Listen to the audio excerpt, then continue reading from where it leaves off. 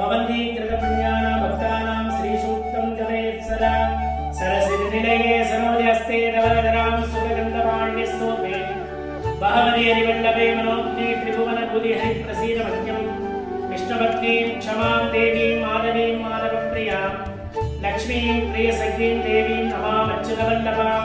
महालक्ष्मीश्च विद्महे विष्णुपत्नी च धीमहि तन्नो लक्ष्मी प्रचोदयात्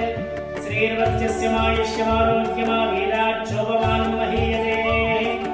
धान्यं धनं वसुं बहुपुत्रलाभं सदसंवत्सरस्याद्यते